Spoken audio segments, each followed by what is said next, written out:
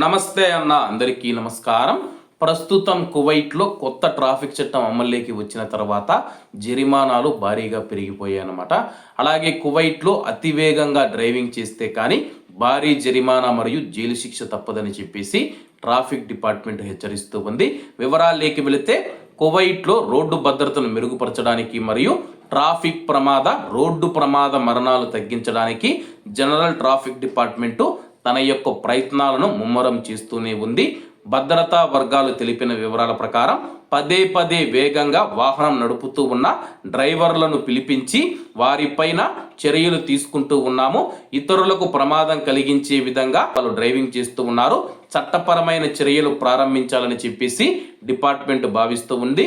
అటువంటి ఉల్లంఘనలకు భారీగా జరిమానాలు ఉంటాయని చెప్పేసి ప్రస్తుతం మనం చూసుకుంటే ఏదైనా సెటిల్మెంట్ చేసుకుంటే కానీ 150 దినార్లుగా జరిమానా ఉంటే అదే కేసు కోర్టుకు వెళితే కానీ నేరస్తులలో 1 నుంచి 3 సంవత్సరాల వరకు జైలు శిక్ష, 600 దినార్ల నుంచి 1000 దినార్ల వరకు జరిమానా లేదా 2 విధించబడుతుందని చెప్పేసి ట్రాఫిక్ డిపార్ట్మెంట్ పేర్కొంది.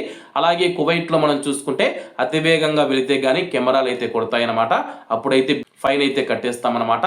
అలాగే వేగానికి సంబంధించి పదే ఉల్లంఘనలకు పాల్పడుతూ ఉంటే అటువంటి వారికి మనం చూసుకుంటే కానీ 600 నుంచి 1000 దినార్ల వరకు జరిమానా, అలాగే 1 సంవత్సరం నుంచి 3 సంవత్సరాల వరకు జైలు శిక్ష విధించబడుతుందని చెప్పేసి ట్రాఫిక్ డిపార్ట్మెంట్ హెచ్చరించింది. అలాగే ట్రాఫిక్ డిపార్ట్మెంట్ స్పీడ్ కెమెరాల ద్వారా నమోదు చేయబడిన ఉల్లంఘనలను కఠినంగా పరిగణిస్తుందని చెప్పేసి అధికారులు హెచ్చరించారు.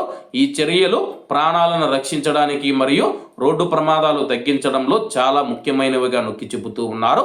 ఈ నిబద్ధతకు నిదర్శనంగా డిపార్ట్మెంటు 24 గంటల్లో నిర్లక్ష్యంగా డ్రైవింగ్ చేసినందుకు 3 వ్యక్తులను అరెస్ట్ చేశామని చెప్పేసి ట్రాఫిక్ డిటెన్షన్ సెంటర్కు వాళ్ళని రెఫర్ చేశామని చెప్పేసి ఈ అరెస్టులు ట్రాఫిక్ భద్రత మరియు పూర్తి స్థాయి భద్రతా రక్షణను నిర్ధారించడానికి జరుగుతూ ఉన్న ప్రయత్నాలలో ఒక భాగమని చెప్పేసి కువైట్ ట్రాఫిక్ డిపార్ట్మెంట్ తెలిపింది.